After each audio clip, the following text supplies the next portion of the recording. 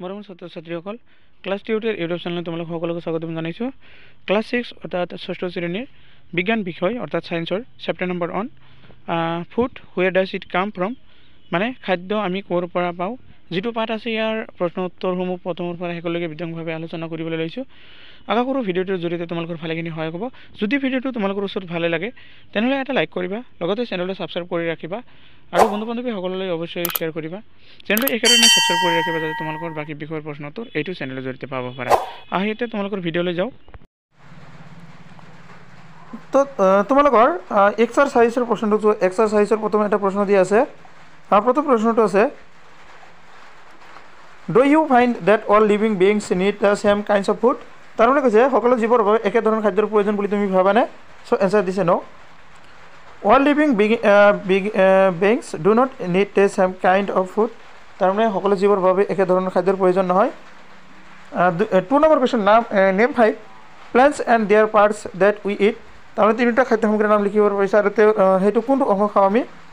The 5 plants are their parts that we eat ইট, মানে 5টা উদ্ভিদৰ নাম কোৱা হৈছে বা শাক পাচলিৰ নাম কোৱা হৈছে আৰু সেইবোৰ কোনটো অংশ খোৱা সেইটো কোৱা হৈছে। এনচাৰ এটা হৈছে পটেটো, যিটো ষ্টিম মানে শিপা অংশ খোৱা হয়। ব্ৰিঞ্জল, এইটো ফ্ৰুট মানে ফল অংশ খোৱা হয়। তাৰপিছত চি আছে স্পেঞ্চ, যিটো লিভছ মানে পাত খোৱা হয়। ডি পেডি হ'ব চিডছ মানে বীজটো খোৱা হয়, পেডি মানে ধানৰ। ই হ'ল বিটৰুট, যিটো হ'ব ৰুটছ মানে শিপা খোৱা হয়।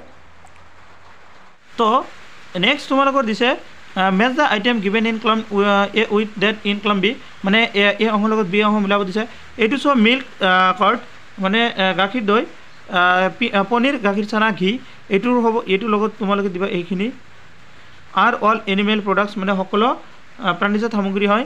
তাৰপিছত আছে স্পিনাছ, কেউলি ফুলৰ কেৰট, এইবোৰ চাবা এইবোৰ হ'ব তোমালোকৰ এইটো। আৰু ভেজিটেবলছ এই সকলোবোৰ কি হয়, শাক পাচলি হয়। লায়নছ এণ্ড টাইগাৰ্ছ এইটো হ'ব তোমালোকৰ এইটোৰ লগত ইট আদাৰ এনিমেলছ মানে আন প্ৰাণী খায়। তাৰপিছত আছে হাৰ্বিভৰ্ছ হ'ব তোমালোকৰ it plants and plant products মানে উদ্ভিদ আৰু উদ্ভিদজাত সামগ্ৰী খায়। নেক্সট তোমালোকৰ fill up the blanks with the words given, মানে হাৰ্বিভৰ, প্লেণ্টছ, মিল্ক, চুগাৰ কেন, কাৰ্নিভৰ, এইকেইটা শব্দ দি তোমালোকৰ মানে খালি টাইপৰ কৰিব লাগিব।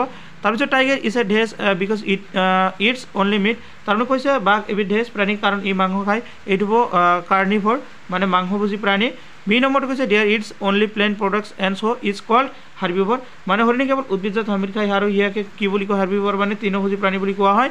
চি নম্বৰত আছে তোমালোকৰ পেৰট ইটছ ডেজ প্ৰডাক্ট, মানে কি কৈছে ভাতৰ ডেজ সামগ্ৰী খায়, এইটো হ'ব প্লেণ্টছ মানে উদ্ভিদজাত সামগ্ৰী খায়।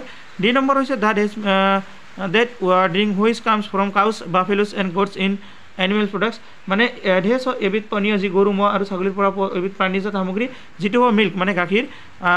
ই নম্বৰত আছে we get sugar cane, we get sugar from this, মানে আমি চেনিকৰ পৰা পাওঁ, এইটো হ'ব চুগাৰ কেন মানে কুঁহিয়াৰৰ পৰা।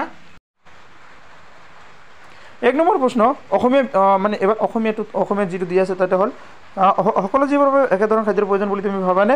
উত্তৰটো চোৱা, নাভাবোঁ, বেলেগ বেলেগ জীৱে বেলেগ বেলেগ ধৰণৰ খাদ্য গ্ৰহণ কৰে। 2 নম্বৰত কৈছে আমি খোৱা 5বিধ উদ্ভিদ আৰু সিহঁতৰ অংশবোৰৰ নাম উল্লেখ কৰা। তে এইটো হ'ল উদ্ভিদ আৰু সিহঁত খোৱা অংশৰ নাম। প্ৰথমত আছে চোৱা ৰঙালাও, যিটো আমি ফল ফুল পাত খাওঁ। তাৰপিছত আছে সৰিয়হ বীজ পাত খাওঁ আমি। পালেং পাত খাওঁ। তাৰপিছত গাজৰৰ হ'ব শিপা।